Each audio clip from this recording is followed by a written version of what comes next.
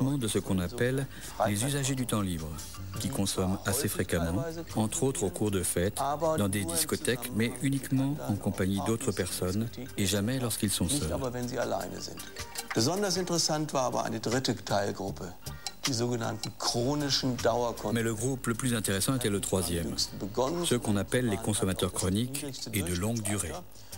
Ceux-ci, non seulement ont commencé à l'âge le plus précoce, mais ils sont généralement plus jeunes et leur taux de dépendance est le plus élevé, avec 28%.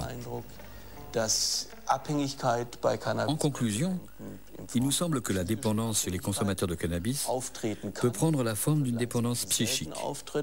Cependant, si l'on compare les chiffres, c'est assez exceptionnel, puisque cela concerne 1 à 2% de l'ensemble du groupe de consommateurs de cannabis. Et surtout, ce groupe déjà vulnérable, qui a connu auparavant des problèmes d'adaptation, des problèmes psychiques.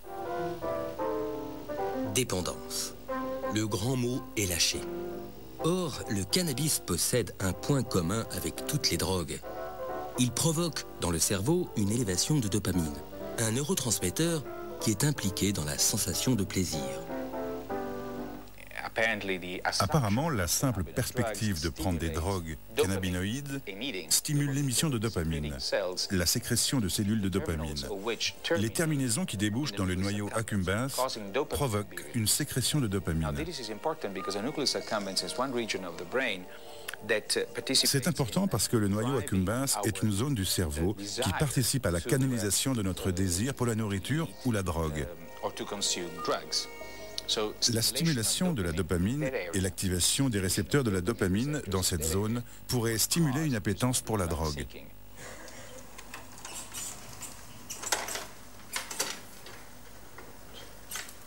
Au laboratoire de Raphaël Maldonado, on teste les propriétés renforçantes du cannabis chez les souris.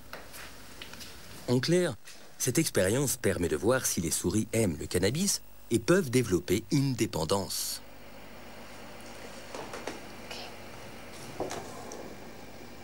Este es el paradigma de condicionamiento de plaza, donde tenemos un compartimento. Nous plaçons les souris dans une boîte à 2 compartiments. El primer día, en la fase del pretest, pueden explorar libremente los dos compartimentos. Dans un premier temps, nous les laissons explorer librement. Que no hay una preferencia inicial por ninguno de los dos compartimentos. Ensuite, nous leur injectons de la drogue dans le compartiment noir et une solution saline dans le compartiment blanc.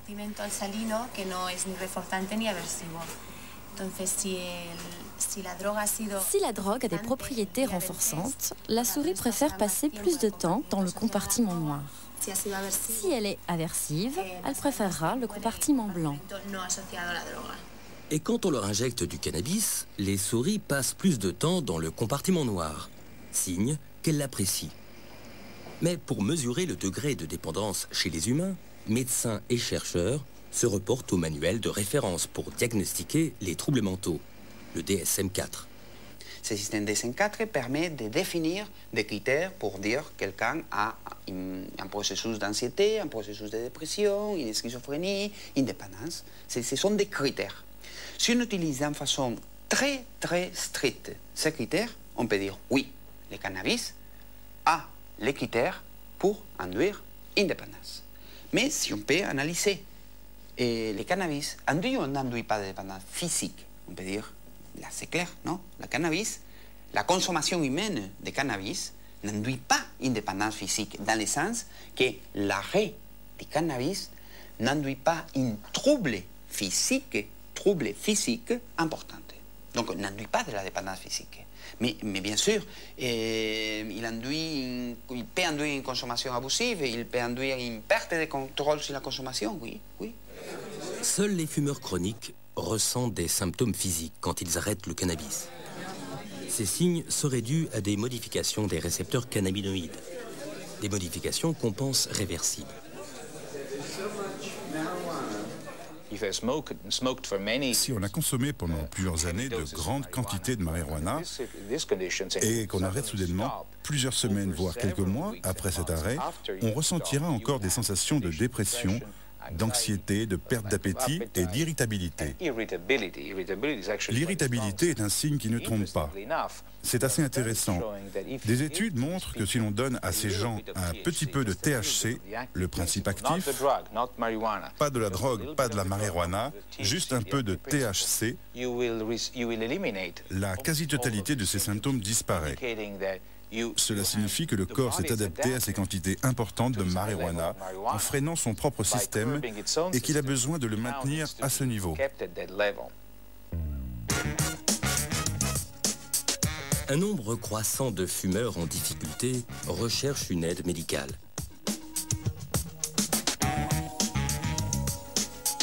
Au service d'addictologie de Philippe Attel, 3% des consultations concernent des consommateurs de cannabis. Alors, ce qui est vraiment important par rapport au cannabis, c'est d'arriver à faire un diagnostic addictologique très précis.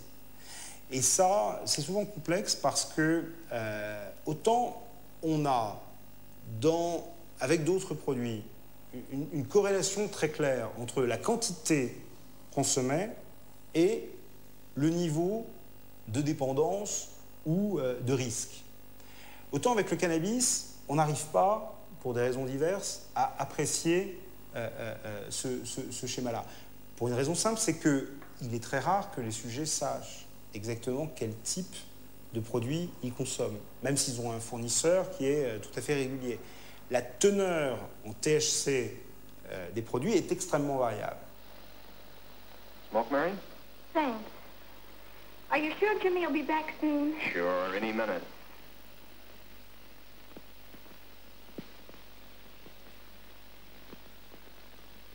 Deuxièmement, quand on est dans une évaluation, et même quand on demande au sujet de noter tous les jours ce qu'il fume en termes de cannabis, on voit bien qu'il a beaucoup de difficultés à le faire. Pour une raison qui est aussi le fait que le cannabis altère la mémoire immédiate, et puis les pratiques aussi sont différentes. Quand les pratiques sont partagées, savoir sur un pétard combien il en a pris, est-ce qu'il en a pris un tiers, alors il l'a partagé, il l'a pris à 3, mais est-ce que l'autre a plus tiré? On ne sait pas exactement ce qu'il a pris. Ça, c'est le premier problème. Le deuxième problème, c'est que élaborer le niveau de dépendance, c'est compliqué parce que le sujet, en règle générale, pendant très longtemps, minimise beaucoup les conséquences. Mais il les minimise pas par mauvaise foi, il les minimise parce qu'il n'a pas les moyens cérébraux, cognitifs, de se reconnaître en difficulté. Par exemple, il va vous dire « moi je fume parce que je me sens beaucoup mieux avec mes copains ». Bon, et alors vous allez amplifier le phénomène et vous allez essayer d'explorer ça. Et puis rapidement il va vous dire ah ben, « oui mais en fait quand j'ai vraiment trop fumé, j'ai une vraie angoisse et j'ai entre guillemets la parano du fumeur qui fait que l'autre, qui est quelqu'un que je connais bien, avec que j'aime bien, devient un étranger, quelqu'un avec qui potentiellement apparaît nuisible pour moi. Et c'est une expérience qui est quand même très, très déroutante pour un fumeur.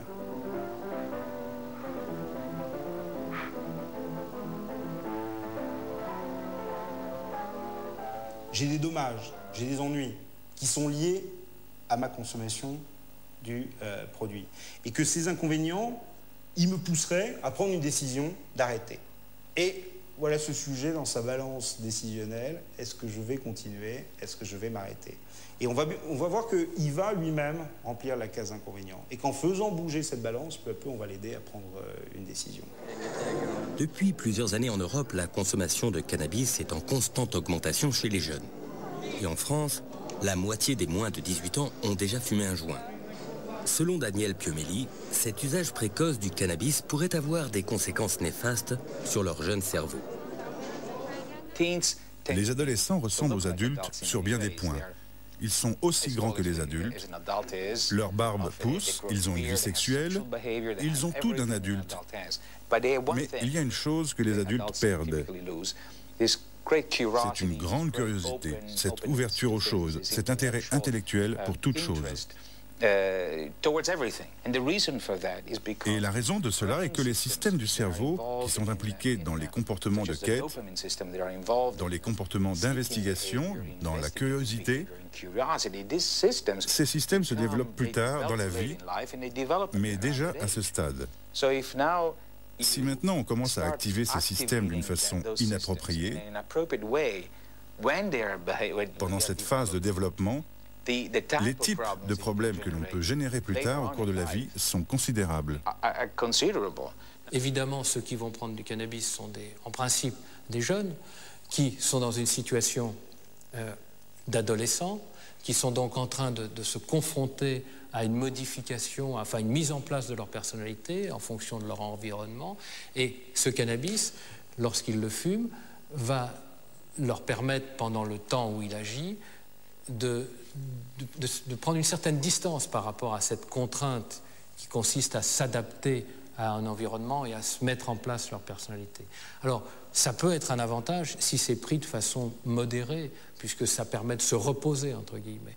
Mais si c'est pris de façon régulière, alors là, cette confrontation qui est obligatoire si on veut devenir un adulte, eh bien cette confrontation est repoussée. Elle est repoussée, voire même déformée par le cannabis.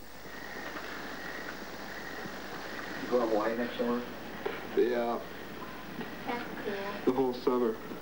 At a critical time when young people must make decisions that will shape their future, the people who become dependent upon marijuana are dependent on an escape that makes the unreal seem beautiful and the reality of life seem unnecessary.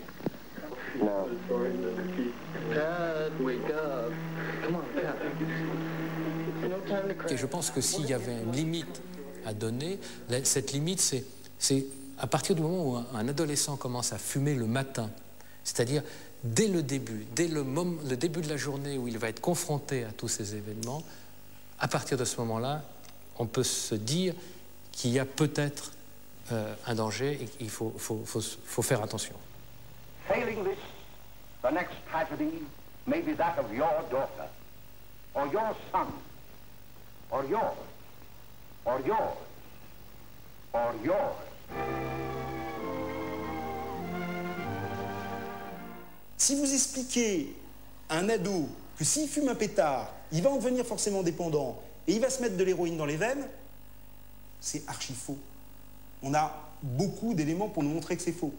Si on établit une communication grand public pour les dissuader de fumer là-dessus, non seulement on ne va pas le faire, mais on va probablement avoir un effet paradoxal. À haute dose, le cannabis peut entraîner une dépendance psychologique, mais pas de dépendance physique. Alors, comment faire de la prévention sur une drogue dont les effets sont, selon les scientifiques, sans gravité? Je veux bien qu'on mette des moyens sur le cannabis, et il faut le faire. Il faut faire, un, avec prudence, et deux, dans quelque chose qui prenne en compte le fait qu'il y a 50% des adolescents qui en consomment. Et qu'il n'y a pas 50% des adolescents qui sont en grande difficulté avec le cannabis. Ça, c'est pas vrai. Et si on veut nous le faire croire, ça sera très dangereux. Parce qu'on ne pourra plus jamais, en termes de politique publique, arriver à envoyer des messages de prévention. Il ne faut jamais mentir à la cible, au sujet à qui on s'adresse, en exploitant des données scientifiques qui sont fausses. Gora, you want to sample a cup entry? The bubble light. Bubble light? It's a nice sharper taste. Awesome. Quand je dis qu'il n'y a que les adolescents qui fument, j'exagère. Bon, malgré tout, c'est la réalité épidémiologique, c'est-à-dire que vous avez une consommation qui démarre pour certains à 13-14 ans, qui va augmenter jusqu'à 18, 19, 20 ans, mais après 20 ans, vous avez une baisse très très rapide de la consommation de cannabis. Ce qui est d'ailleurs une preuve que le cannabis en soi n'est pas un produit extrêmement addictif, puisqu'on voit bien qu'on peut s'en détacher sans difficulté. Et souvent, à partir du moment où les adultes sont rentrés dans une vie de travail et relativement régulière, ils arrêtent de consommer. Enfin, ils consomment de façon tout à fait récréative et sans importance. Charogne, Bouchard, Ordure, vieille viande, Carogne, cadavre. avons